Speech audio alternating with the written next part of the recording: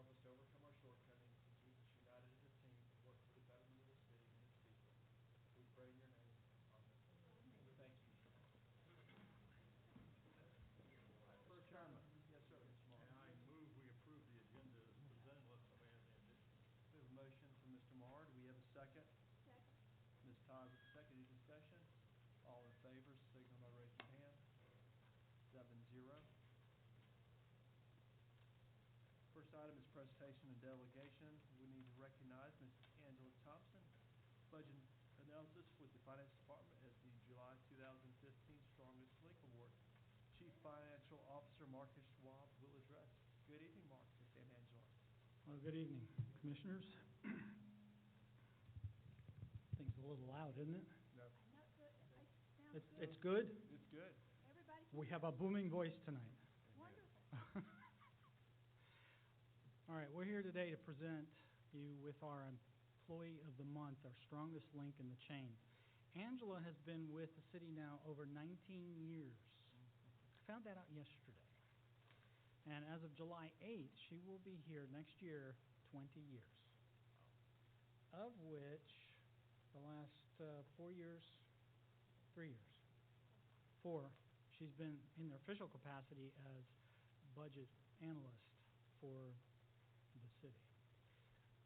Looking back in a few years, I went through the process to interview several applicants for her position from the outside, all of which were highly qualified, highly credentialed.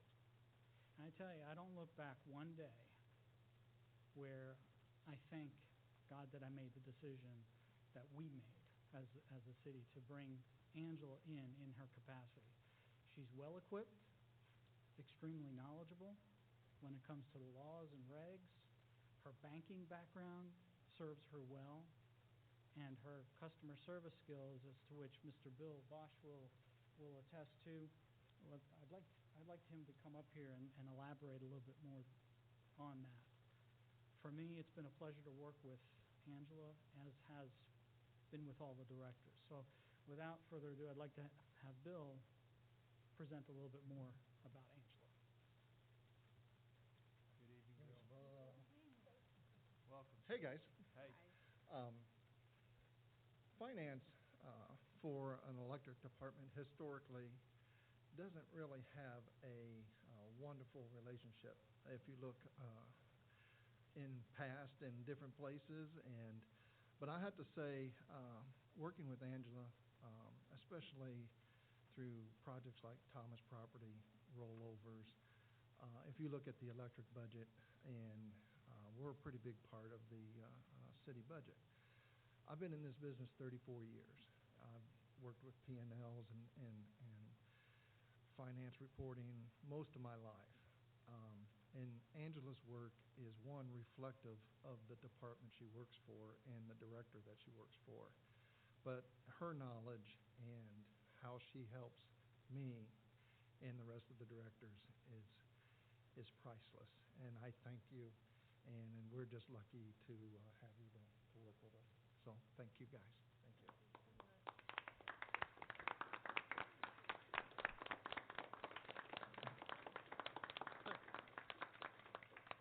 Without further ado, you have your certificate there, and we present you with the plaque for the strongest link for the month of July for 2016.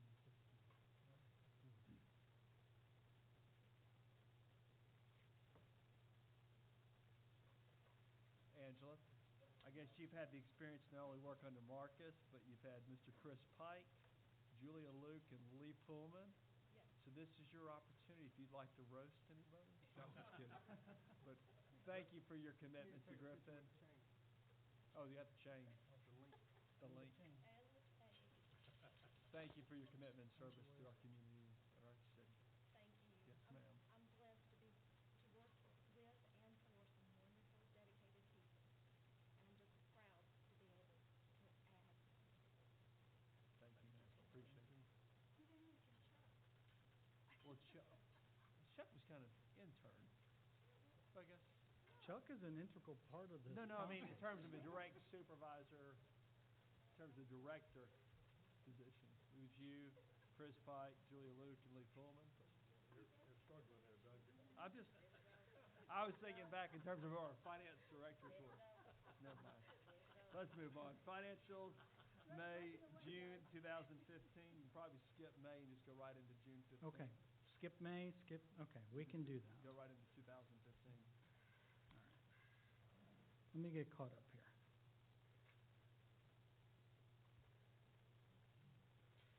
Change the game plan on me, but we can adapt. We can move on. It's basically a continuation.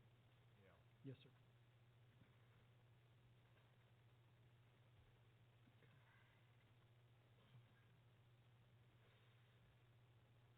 We're going to start off with a new report.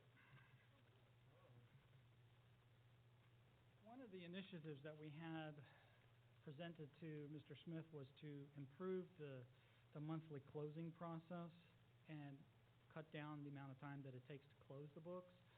So we're on target for that one-day reduction in time to speed up the reports to the directors and staff.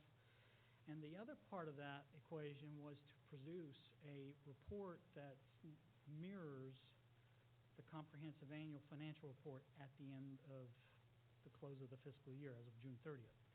So what we're going to present to you today is a preliminary look at what that comprehensive balance sheet or the statement of net assets would be for the governmental funds and the statement of net position, or excuse me, the statement of net assets for the proprietary funds as we intend them to appear in the audit report. So what I'd like to do is hand these out. They were included in the agenda item, and it was designed to be printed on 11 by 17 paper. So I guess it was in little microdots that you would have, excuse me, specs. You're giving us the proprietary fund?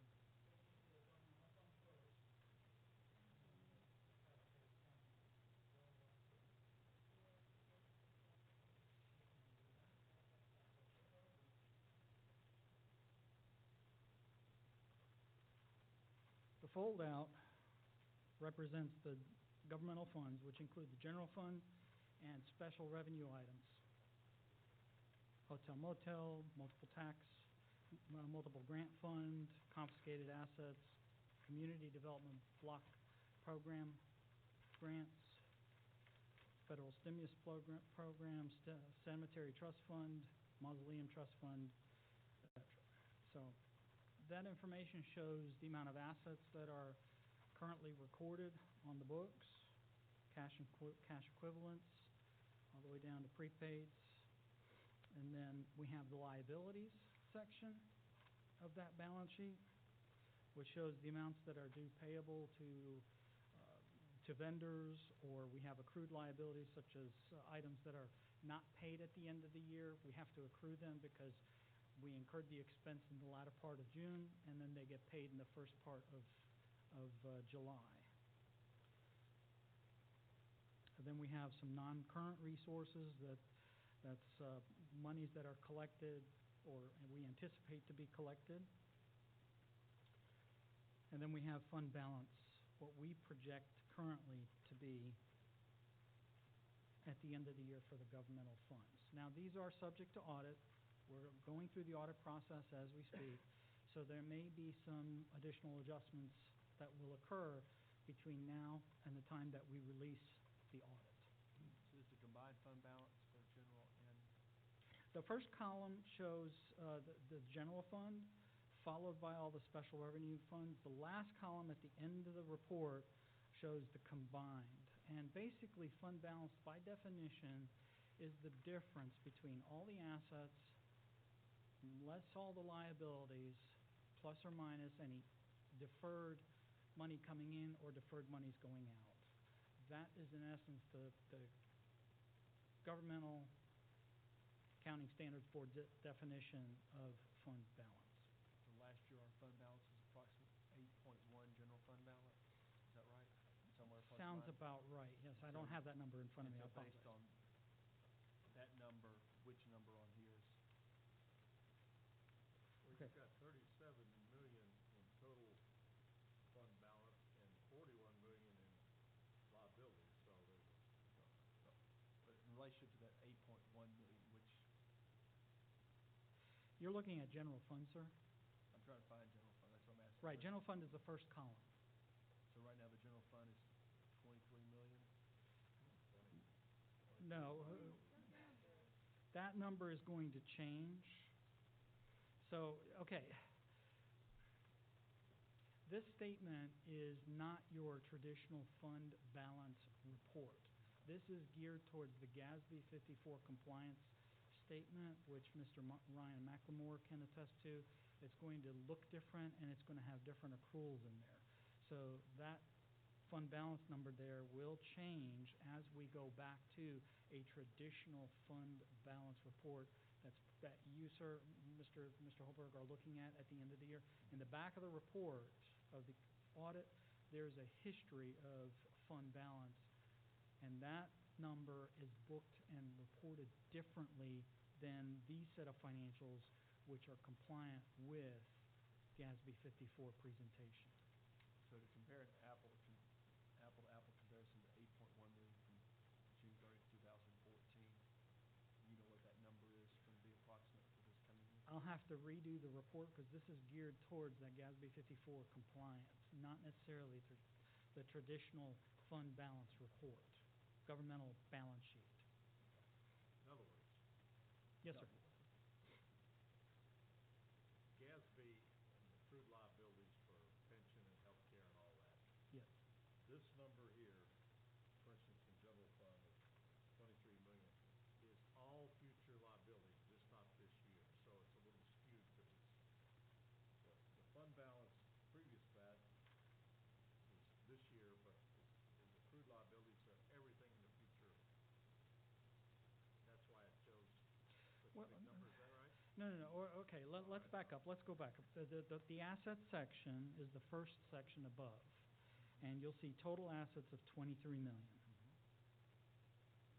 Okay, you see that row says total assets? Are you in Okay. general fund? Yeah. Just in general fund. Let's just look at that one for the moment. Okay, off the top, general Off assets. the top. Okay. Okay, so that lists all the cash, it lists the taxes that are receivable, the allowances, receivable net of allowances, due from other governments, etc. So if we come down to that total line, it says 23,318,000. Okay. Below that is the liability section and deferred inflows of resources and fund balance. The liabilities, total liabilities equals $2.4 million within the general fund. Does that include debt on One Griffin Center? That includes, yes, I want to say yes. Because I don't see it. No, it does not include, correct, it includes the current portion, but not the total portion, which that, Mr. Morrow, is presented in the GASB statement of net assets as presented in the front of the comprehensive annual financial report. That's the change that's going to come into play with the pensions and the obligations and the notes that you're alluding to that needs to be presented on the face of the financial statements. That's a completely different report. There are actually three types of balance sheets that you'll see in the comprehensive annual financial report. The one will include all the liabilities. The second one that we're referring to is the one we're looking at here, and then there's the third governmental fund balance report, which Mr. Holberg is alluding to. I just realized what I did. The last one is total liabilities and fund balance together. Yes, sir. So that takes care of the governmental ones. Now, if we flip over to the other 8.5 by 11 sheet that's stapled together, that one is similar to this. It's for the water, wastewater, electric, solid waste, stormwater, proprietary funds. Same format, same information, just for those different funds.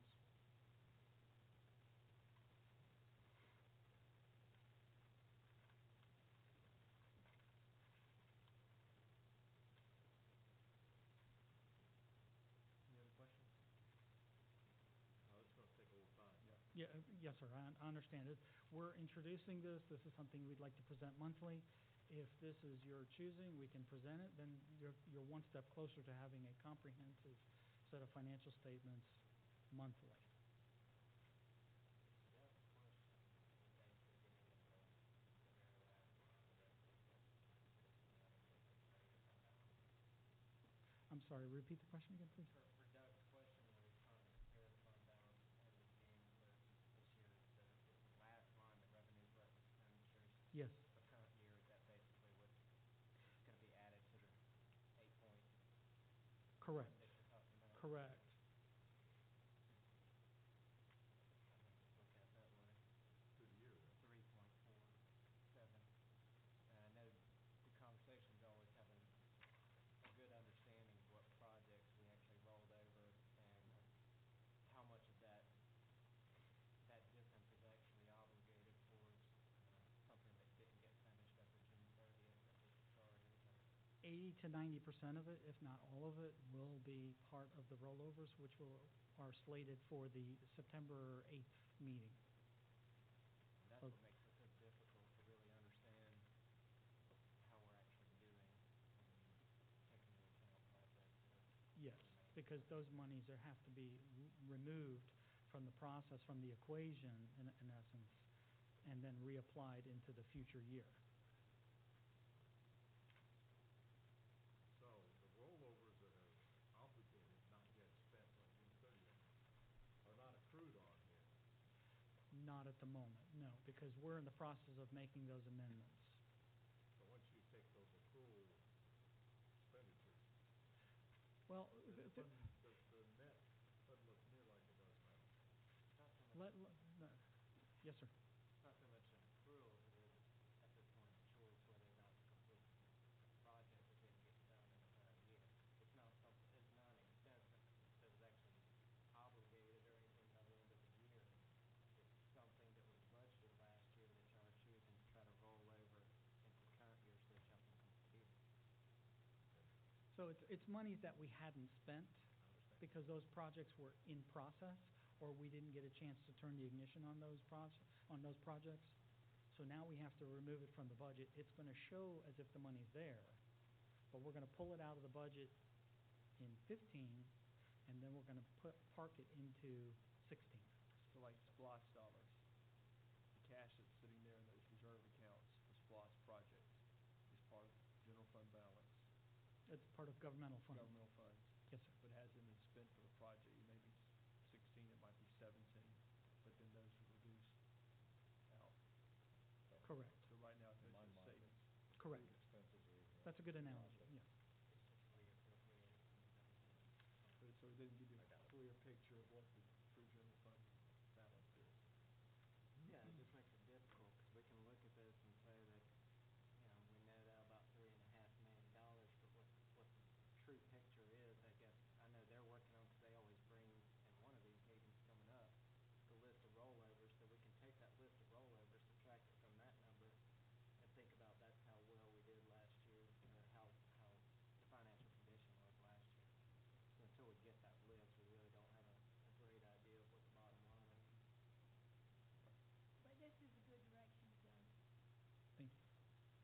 Okay, so closing the balance sheets, do you have any questions about the cash balance report, moving into the next one? Local option sales tax. Interim statements by fund for the, as of June 30th. The expenditures, revenues and expenditures. Well, I was looking at the water and electric sales, and without July, July should be a boomer. Yes, sir. But we also kept expenses down in those areas too, below even what the shortfall was in revenue. Okay. Okay, any other questions? Thank you, Marcus, appreciate it. Thank you. Appreciate your commitment. Congratulations, Angela. Moving on to citizen comments. At this time, the chairperson opens the floor to comments from the audience. Comments should relate to specific agenda items not listed on the agenda for public hearing or to concern within the jurisdiction of the city. Commission meetings serve the purpose of conducting city business and are not a forum for the unlimited expression of opinion. The chairperson reserves the right to limit comments to matters germane to city business and may refer speakers to the city manager or other staff for resolution. That being said, is there anybody on my left that'd like to come before the city commission? Is there anybody on my right that'd like to come before the city commission? Thank you very much. This time, public hearings, there are none tonight. We move to the consent agenda. Mr. Chairman, Yes, sir. we had, not everybody was at all three of these, so your approval, I'll take them individually for the minutes. Okay. First, I move we approve the minutes of special call meeting of July 28th. That was the billboard meeting. Okay. Got a motion by Mr. Morrow, a second by Mr. McLemore. Is there any discussion? All in favor, signal by raising your hand. Be five, Oh, oh, two, with Ms. Flowers and Mrs. Todd abstaining. Okay, ahead, sir. I'll move that we approve the minutes of our workshop at the same date. We have a workshop at the same time. The motion, Mr. Morrow, second by Mr. McLemore. Any discussion? All in favor, signal by raising your hand. Again, 5-0-2, with Ms. Flowers and Ms. Todd abstaining. And if there are no additions or corrections, I move we approve the minutes of the general meeting that same date. Got a motion, Mr. Morrow, second by Mr. McLemore. Any discussion? All in favor, signal by raising your hand. We have a 6-0-1 with Mrs. Todd abstaining. All right, moving, consider on second reading ordinance repealing regulations pertaining to taxi cabs found in Code of Griffin, Georgia, Code 102 Vehicles for Hire, Article 3, taxi cabs, with Section 102-61-102-102. City Attorney will address. Chairman, I move that we approve on second reading this, I call it taxi cab preemption rule. We have a motion, Mr. Morrow. Do we have a second? Second by Ms. Ward. Any discussion? All in favor, signal by raising your hand. 7-0. The minutes showed you opposed that last time, is that true? Thank you. I think the minutes are incorrect then, because it was 6-1 for the taxi cab. Well, I'd have to go back and look, but Okay. I couldn't understand why you voted against the taxi cab. I'll be glad to. Okay. Moving on to the regular scheduled meeting. Item 5, consider approval to purchase a battery-operated forklift and charger for the Electric Department Operations Center from Thompson Lift Truck in the amount of $37,034. Electric Director Bill Bosch is available for questions or comments. I move we approve his battery-operated forklift. Motion, Mr. Morrow. We have a Second. second from Ms. Todd. Any discussion? All in favor, signal by raising your hand. You anti-gas or something? You don't want to smell it there in your Don't wanna warehouse? smell it, no? Good job. 7-0 is the vote. Thank you, Bill. Item 6, consider approval of renewal of annual agreement, Section 8 to the general agreement of 2013 for the tree trimming and removal work by Ashland Tree Experts for a 1-year period, effective until July 31, 2016. Bill Bosch, available to address. Chairman, I move we approve the general agreement as presented, and thankful that I'm out there doing it. Mr. Morrow made a motion. Do we have a second? Second by Ms. Ward. Any discussion? All in favor, signal by raising your hand. 7-0. Item 7, consider the approval of bid and work contract for P.F. Noonan Company, Inc., for the construction of the Flint River Pump Station in the amount of $6.5 million for the Water Wastewater Department, the Public Works and Utilities Department. Move that we approve. Ms. Todd makes a motion to approve. We have a Second. second by Mr. Morrow. Any discussion? All in favor, please signal by raising your hand. 7-0.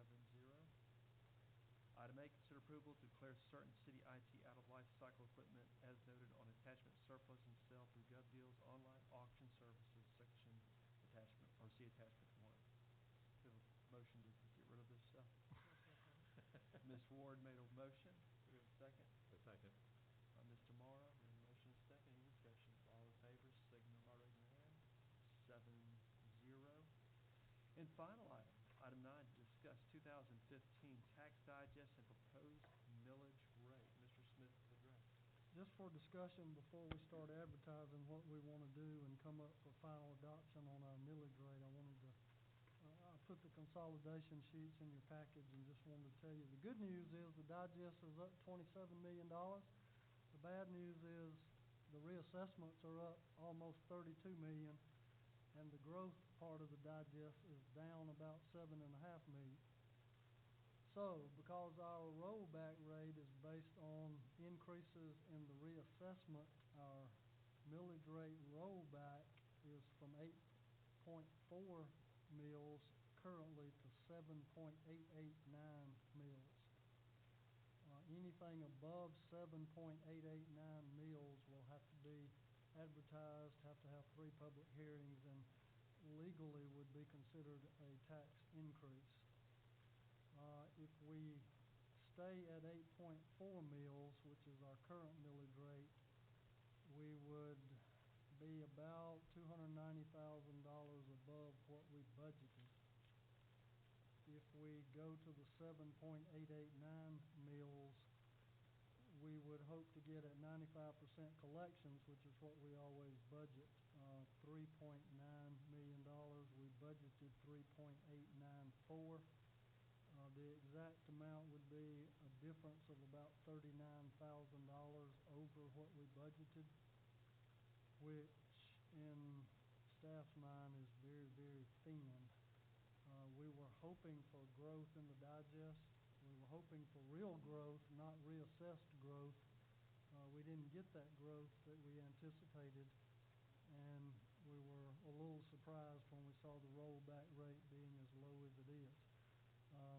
We can do the rollback rate, but we will be very, very close to what we budgeted, and that's assuming that collections come in at 95%.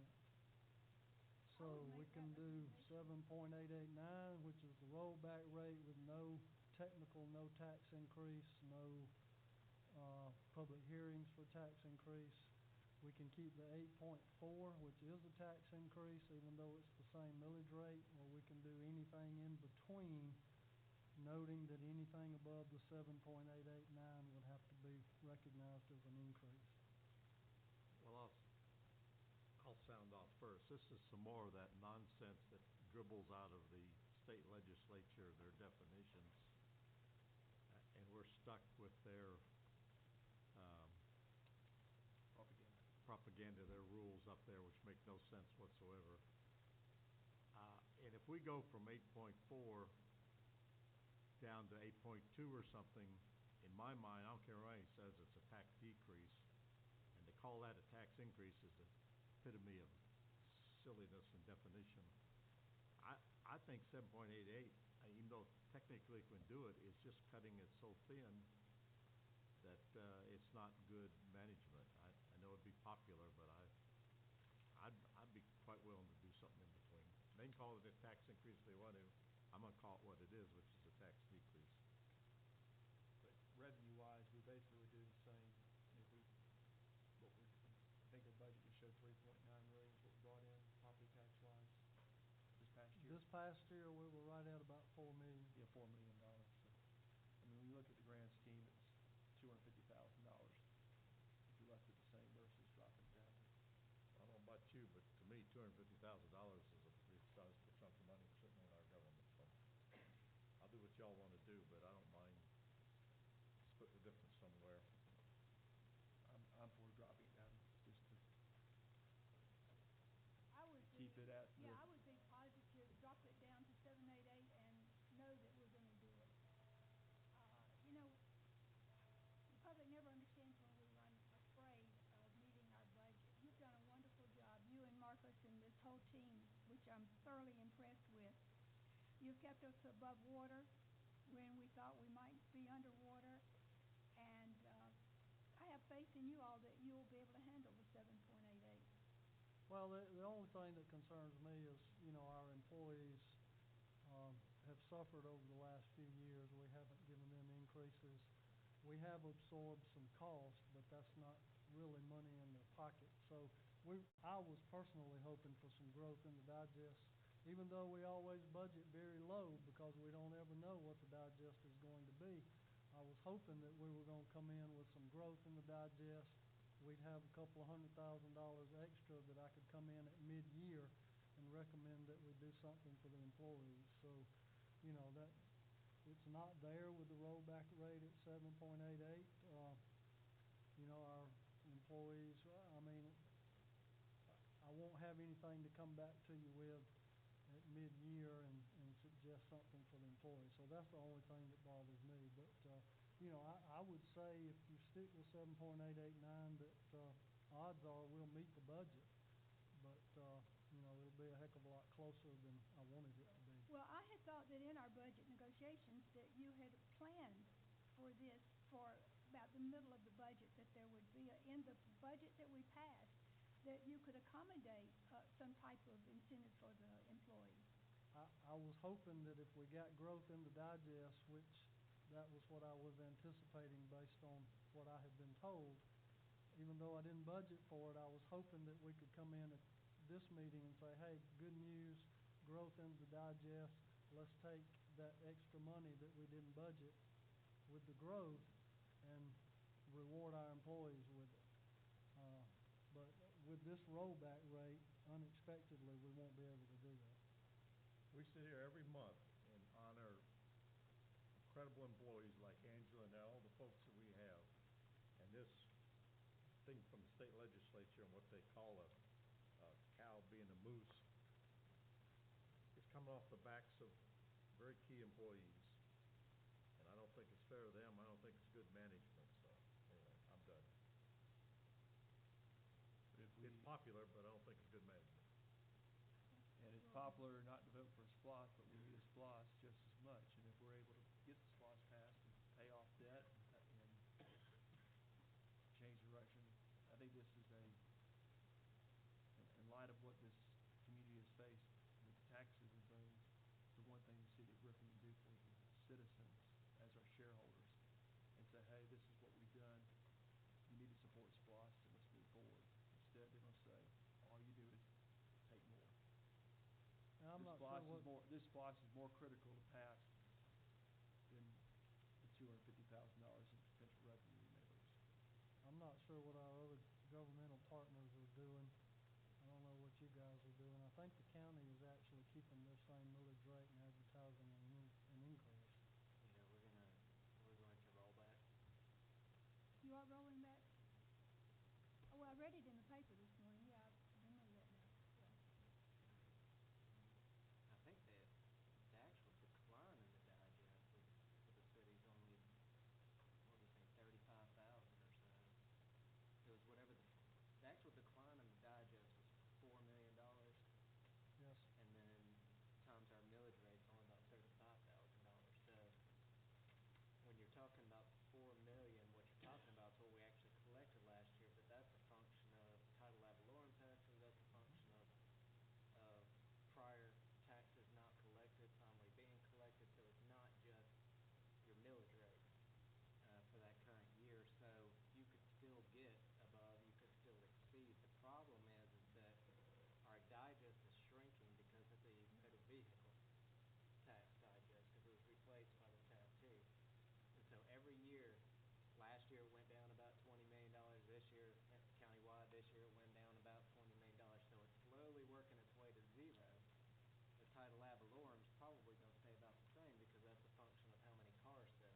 But it's gone up this past year. It did go up. It was over so budget. It actually worked out well last year.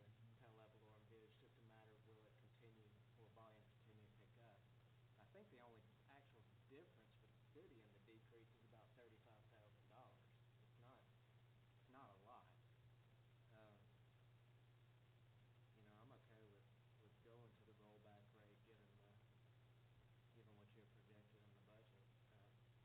The whole concept of the reassessment is to bring in the same amount overall over your entire digest that you did the prior year. And since values went up in the reassessment, you roll back the millage rate so that the total top line dollar amount that you get from the county is the same. And that's why they call it a tax increase if you don't go back to that, because now you're saying you're going to get more from those reassessments than what you got in the prior year. So that's the concept beside it, is you're supposed to be net zero on reassessment. So it's disappointing that it declines, but $35,000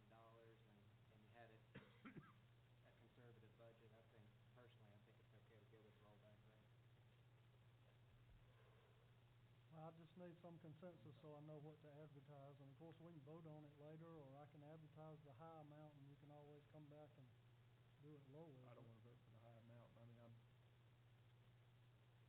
let's get this through and then not have something, another dart thing thrown at us in regards to the splosh. Marcus, On SWAT's me. very iffy anyway.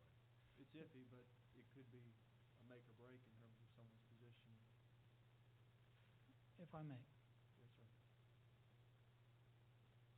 if we go with the rollback rate, basically, we're looking at a donut. If collections come in at 95%, if for some reason there are a great deal amount of appeals out there, and now suddenly collections come in at 90%, that 30,000 or that zero, the net zero effect, may suddenly become a negative $150,000. That's money that we need for payroll, to cover liabilities and to cover expenditures. So, setting that aside, we understand the implications.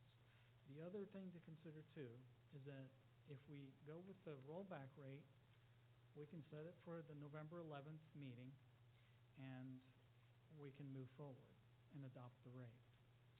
If you choose to go with a rate somewhere other than the rollback rate, then that requires 3 public hearings. So just be aware that that can add an additional time constraint towards solidifying the property tax rate. Just wanted everybody to be aware of the implications of either side. Thank you. All right, let's get consensus. I'd roll it back and let's move on. Ms. Todd? I'm for the rollback number. I think that, I just am for the rollback number. I think that you make a good point with the SPLOST. What we see and what the public sees is perception, and we don't always agree.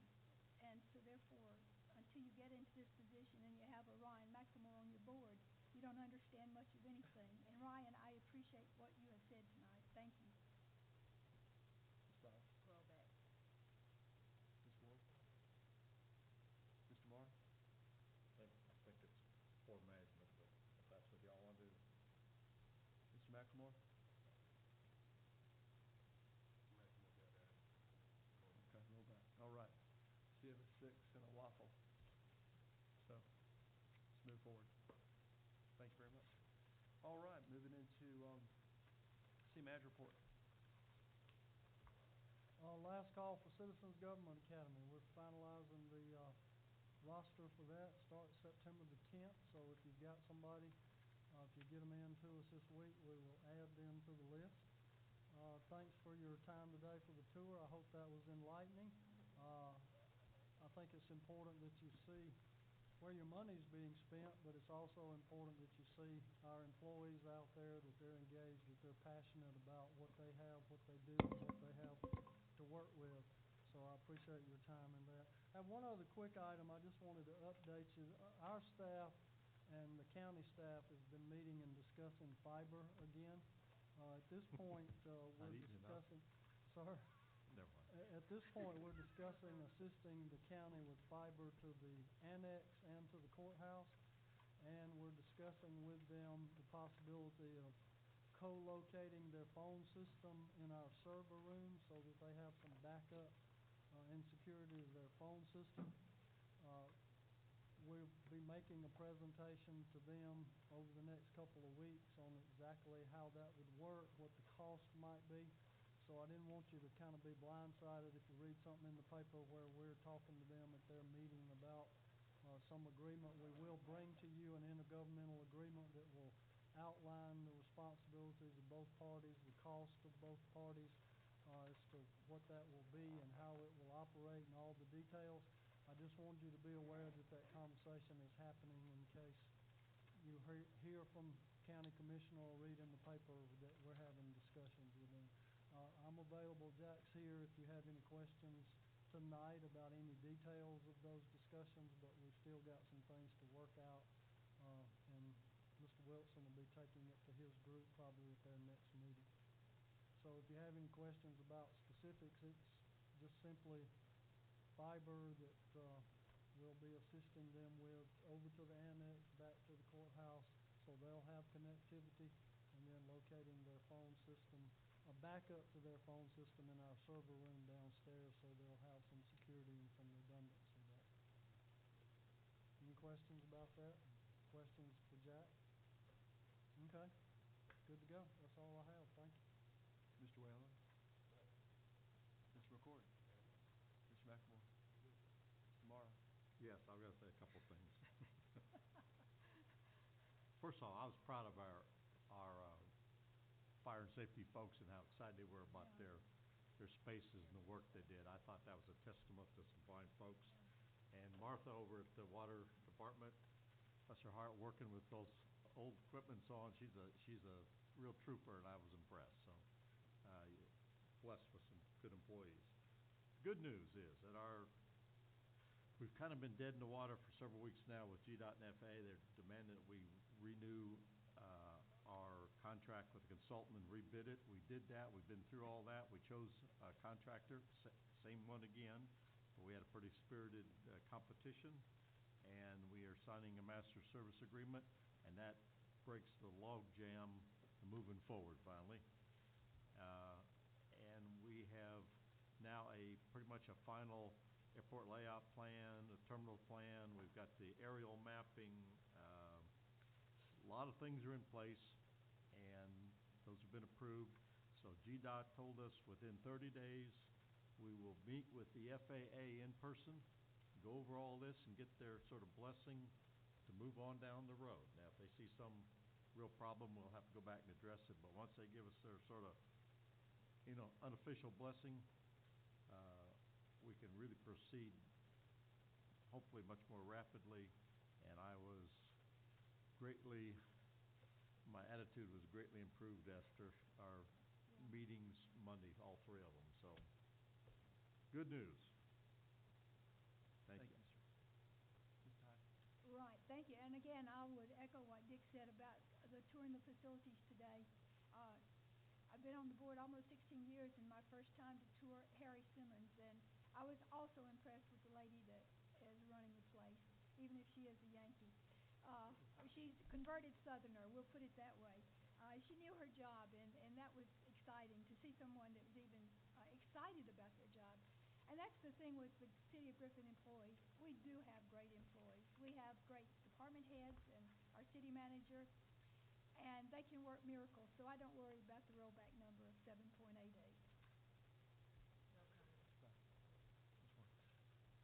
Archway, just give you a quick briefing. We've set basically the 5 areas of target. One area that I'm excited about is the safe, wholesome community. We kind of adopted the 2020 households demolished by 2020 in the city and county area. One area that Clay has continued to push is that we need to make sure every elected official is engaged in this process. So each one of you, county, school board, will each be asked to be plugged into one of the functional committees, and that should be moving forward. But it's exciting times for the community as we work forward. I want to thank Mr. Smith and staff on the railroad right-of-way project. It's unbelievable how awesome that looks if you haven't made it down through that area. And once they get done, I hope that we can maybe send a thank you, appreciation, proclamation to them for their efforts, because they're spending thousands and thousands of dollars on making that look awesome. Blues and Barbecue Festival is coming at the end of September. Should be an outstanding event. I know that our media outlet over here is plugged into that, and it should be a great event for Griffin. So that's the last week in September. And in terms of the demolition you see going on Lincoln Road, make your way up the highway to see that section of road going down. New 10th Street has now been leveled on the west side or east side of that street. And a lot of great things are happening. Griffin Film Institute presentation that the chamber put on. They're about to put $7 million in the ground at the old Walmart Winn-Dixie in that area in terms of promoting the Film Institute. So great things are coming to Griffin, and we keep working forward, and thank the citizens that keep us up here to make Griffin the best it can be. So with that being said, do we have a motion to adjourn? So moved. Motion by Ms. Ward, second by Ms. Todd. All in favor, please rise.